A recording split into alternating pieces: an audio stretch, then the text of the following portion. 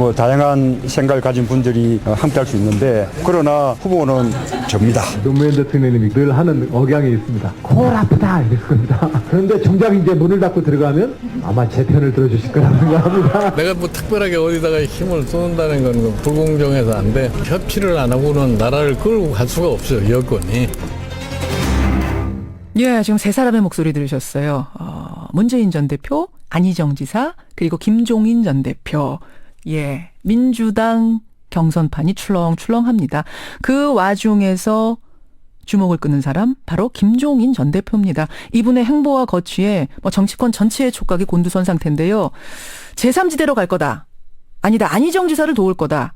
아니다. 독자 출마를 할 거다. 예측도 분분합니다. 근데 그 예측들이 다 그럴싸한 근거가 있어 보여서 이럴 때는 직접 듣는 게 최고죠.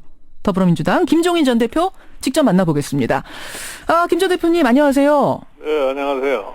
독일 민헨 안보회의에는 다음 주에 출국하신다고요? 네, 16일 날 갈 겁니다. 그러시죠. 독일에 다녀와서 순교하겠다. 그런 얘기를 하셨다는 보도가 있었어요. 예. 예, 이게 무슨 의미입니까? 순교하겠다?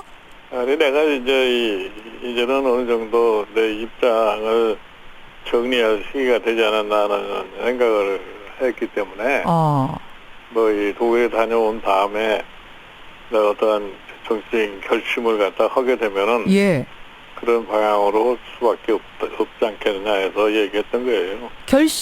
나의 방향을 결정을 해서 독일 다녀와서 말하겠다 하는 것과 순교하겠다 하는 거는 아주 차원이 다른데 순교라는. 그러니까 이제 결심을 하게 되면 내가 네. 순교를 할 수 있는 그런 정신으로 한다 이런 뜻이라고. 순교할 정도의 정신으로 다 바쳐서 그쪽으로 매진하겠다. 네. 이런 말씀. 그래서 이제 순교라는 말씀을 하시니까 어떻게 해석이 됐냐면 탈당을 한 후에 개헌을 기치로 내건 어떤 제3지대 빅텐트를 만들어서 정계 개편에 나설 것이다. 김종인 대표가. 이런 해석이 많이 나왔어요. 아니, 그거는 이제 내가 지금 여러 가지로 생각을 해서 결심을 한 다음에 할 얘기지 지금은 뭐라고 얘기할 수가 없어요. 그러면 그 가능성, 이 가능성 다 열려 있는 건가요? 그러니까 뭐 탈당을 해서 제3지대로 가는 가능성, 탈당을 안 할 가능성 다 열려 있는 겁니까? 그럼 대략 그거는 상상에 맡기면 대략 알 수 있는 거 아니에요? 아니, 상상에 제 상상으로는 잘 안 나오는데, 어느 쪽이. 우리 김현정 앵커 같은 경우는 아마 상상하면 금방 머리에 떠오를 거예요. 아니, 저는 좀 역부족인 것 같은데. 그러니까, 네. 그러면, 탈당 후 제3지대로 가는 것도 계산에 넣어 놓고 계시는군요.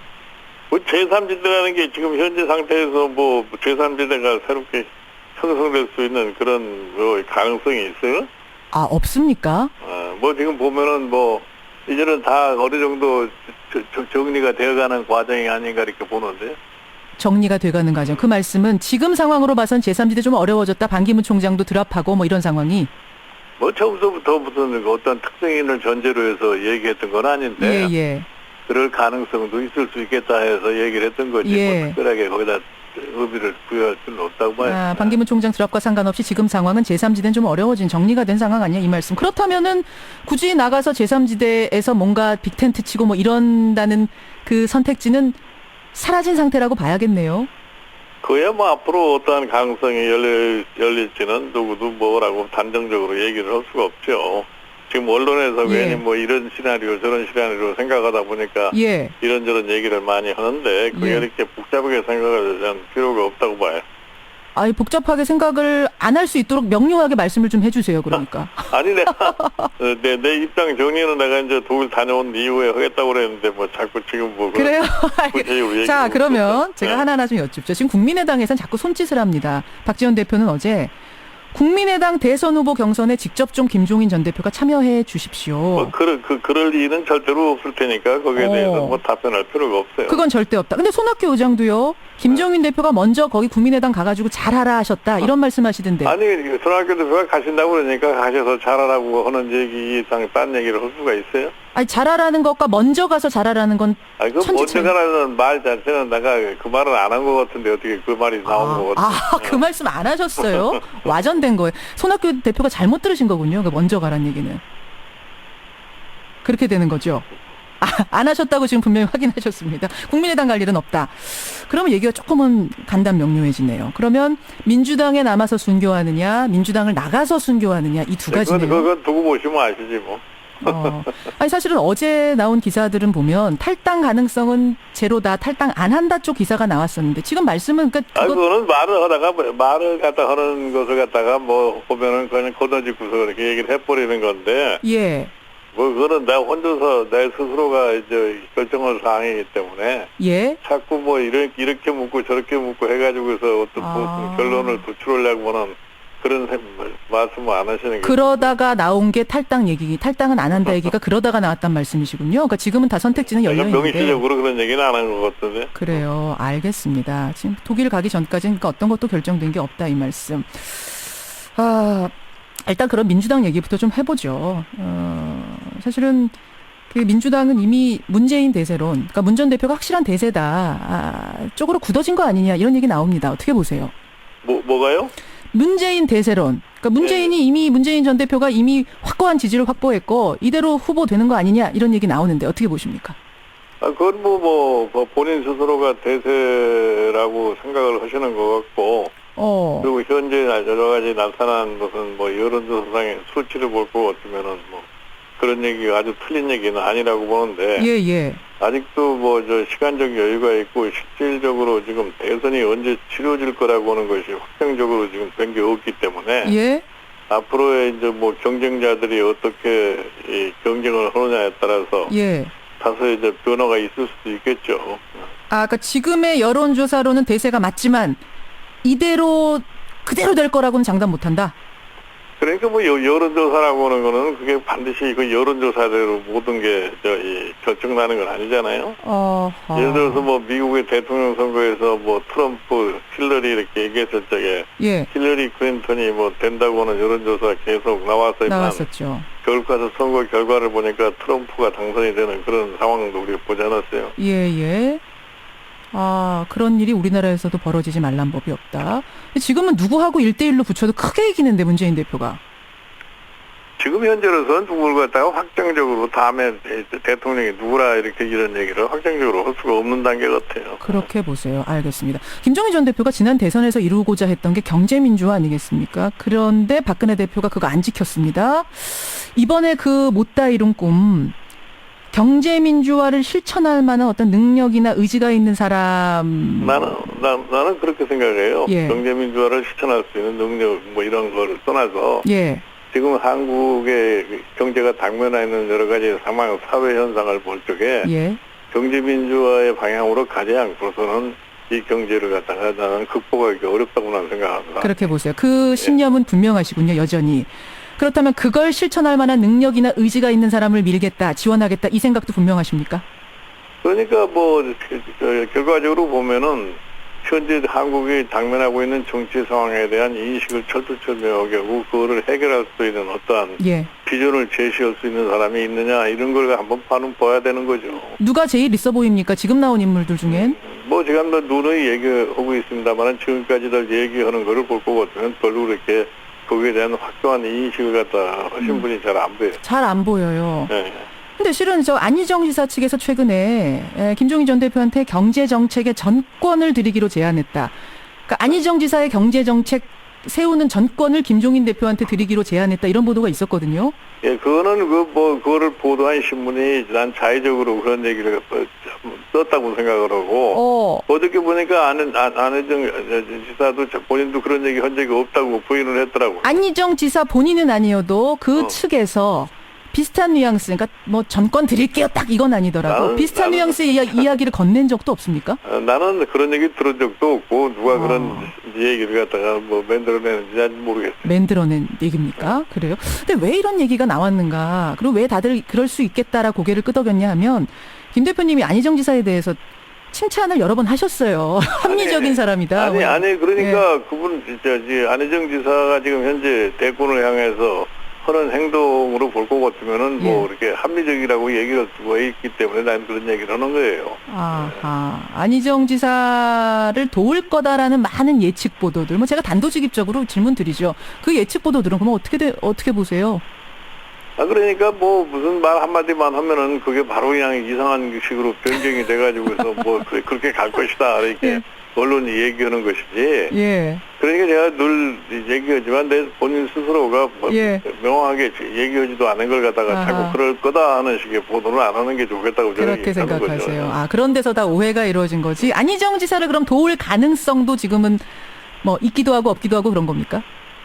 아니 나는 이게 합리적으로 하는 문헌에 대해서 내가 뭐 조언을 할 수 있는 그런 역할은 할 수가 있어도 예. 내가 어느 특정인을 갖다가 앞장서 가지고서 뭐 지지하겠다 하는 그런 태도는 취하지 않을 거예요.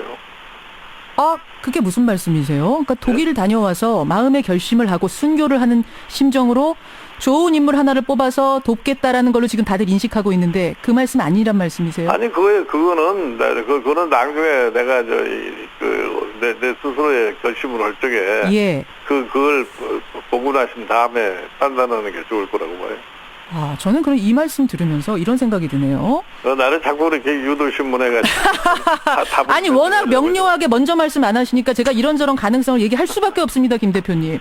저랑 딱 1년쯤에 인터뷰 하셨잖아요. 그때 뭐라고 네. 하셨냐면 국민들이 원한다면 또 경제민주화가 확실히 잘 안 되는 모양이 보인다면 킹메이커 말고 킹으로 내가 직접 나설 생각도 있다. 그 얘기를 저한테 분명히 하셨어요. 내가 킹으로 나선다는 소리는 안 한 것 같은데. 하셨어요. 제가 가지고 녹음 파일 가지고 있습니다. 그 생각은 유효합니까? 예, 그거 한번 다시 틀어보세요, 그럼. 아, 그거 지금은 아니에요. 그러면 그건? 예, 아니니까 예. 뭐 사실은 경제민주화라고 하는 것이 지금 보면은 특이한 사항이 아니에요. 그러니까 우리 나라가 지금 겪고 있는 이 정치의 혼란이라든가 이런 경제 여러 가지 있지만 문제점이란가 이런 걸 갖다 볼 것 같으면은 예. 정치민주화, 경제민주화 이걸 동시에 같이 이루지 않을 것 같으면은 예. 나는 우리나라의 미래가 잘 보이지 않는다고 생각하는 사람이에요. 아, 예. 난 지금 현재 놓고 봤을 적에 대한민국이 지금 갈림길에 섰다고 생각하는 사람인데 예. 지금 이 상황에서 사실은 대한민국의 대혁신을 이루어가지고 정치나 이 경제 문제를 새롭게 개척해 나갈 것이냐 그렇지 않으면은 현재 우리가 장기 침체의 소위 문턱에 서 있어서 이걸 그대로 방치해 가지고서 예. 지금까지 이루고 했던 것 자체를 갖다가 더 이상 발전 못 시키고 그래서 정체 상태로 빠지는 둘 중에 한 가지를 택해야 할 그런 시점에 중요한 갈림길에 서 있다. 네. 그 말씀이세요. 그 중요한 갈림길에 서 있는데 그것을 잘해야 할 만한 인물 지금 나와 있는 후보들 중엔 잘 안 보인다고 말씀하셨습니다. 그러니까 뭐 그거를 하려면은 사실 정치의 안정 민주화 혁신과 경제에 대한 새로운 혁신을 갖다 할 수 있는 그런 비전을 분명히 제시해야 된다고 나는 생각을 하는데 예. 그런 게 잘 안 보인다 이런 얘기예요. 그런 게 잘 안 보인다. 그래서 자꾸 직접 나서는 게 아니냐 김종인 전 대표가 그런 얘기가 그래서 나오는 모양입니다. 그거는 자꾸 나한테 추궁하지 마시라고. 아, 그쪽은 아닙니까? 그럼 아니라고 분명히 말씀해 주시면 되죠. 뭐를? 그러니까 나는 킹이 되는 일은 그건 생각 안 하고 있다 이 말씀이신 거죠. 뭘 킹이 돼? 그거를 내가 그런 걸 하려고 같으면은 엄청난 결심을 하지 않으면 안 되기 때문에. 예. 그거는 차후에 미뤄놓고 더 이상 그거 추궁하려고. 아, 엄청난 결심을 해야 되는 일이기 때문에 일단 차후로 밀어놓겠다. 네. 이렇게 말씀하셨어요. 차후로 밀어놓겠다는 얘기는 문 닫는다는 얘기는 아니셔요. 제가 이 질문을 자꾸 왜 드리냐면 새누리당에서도 네. 김종인 후보 얘기를 합니다. 이거 보도 보셨겠지만. 난 그런 건 전혀 들어보지도 못했어요. 예, 보도가 나왔습니다. 임명진 네. 비대위원장이 말한 깜짝 놀랄 후보가 김종인 전 대표를 염두에 둔 거 아니냐 이런 얘기가 새누리당 관계자들로부터 나옵니다. 나도 그렇게 얘기를 하잖아요. 항상 다음에 대통령 될 사람을 어느 특정에다가 못 박아놓고 그게 될 것이라는 생각은 안 하는 게 좋겠다고 내가 늘 얘기를 하는 거죠. 예. 아까 국민의당은 단번에 절대 갈 일 없다고 하셨는데. 네. 새누리당은. 내가 지금 민주당 소속인 사람이 국민의당을 내가 어떻게 가겠어요? 새누리당은요? 새누리당은. 새누리당도 마찬가지지. 뭐 내가 마찬가지로. 어떻게 가요, 그거를. 그쪽 분들이 그냥 하시는 얘기군요. 알겠습니다. 아, 참 뭐 오랜만에 나오셨기 때문에 정치 워낙 오래 하신 경륜이 있는 분이기 때문에 이것저것 질문을 드리게 되는데 여론조사 최근 보면 황교안 총리 지지율이 갑자기 높아졌어요. 이건 어떻게 해석하십니까? 황교안 총리가 높여지는 거는 그동안 그 보수층 지지자가 한동안 반기문 전 사무총장한테 기대를 걸고 있다가 그분이 이 정치를 접어버렸기 때문에 예. 그게 자연적으로 뭐 황교안 씨한테 좀 쏠리고 있지 않나 이렇게 봐요. 자연스럽게 쏠리고 있다. 그분이 그러면은 뭐 보수의 후보가 돼서 대선까지 나갈 수도 있다고 보세요? 나가도 된다고 보세요? 그거 내가 보기에는 참 어려울 거라고 봐요. 왜 그렇습니까? 지지율이 받쳐주고 있는데 왜 어렵다고 보시죠? 뭐 지지율이 뭐 어느 선까지 더 올라갈지 모르지만 예. 현재 뭐 지지율 하나만 가지고서 된다고 생각할 수가 없죠. 그거 하나만은 될 수 없다. 그러니까 뭐 우리나라 일방적으로 생각하기에 뭐 총리 한번 거치면은 거의 다 대통령으로 직행할 수 있는 그런 가능성을 가진 사람이라고 그러지만 예. 대한민국이 지금 건국 이래 역대 그런 사람이 대통령이 돼본 적이 없어요. 없죠. 똑같은 논리가 황교안 총리에게도 적용이 될 것이다. 알겠습니다. 뭐 말씀 쭉 듣고 보니까 경제민주화, 정치민주화 굉장히 두 가지를 중요하게 생각하고 중요한 시점에서 대선이 치러진다는 것, 이 부분에 대해서 고민하고 계시는 것 같네요. 여기까지 오늘 말씀 듣도록 하겠습니다. 김종인 전 대표님 독일 잘 다녀오시고요. 고맙습니다. 결심 잘하고 오셔야 돼요. 예. 고맙습니다. 더불어민주당 김종인 전 대표였습니다.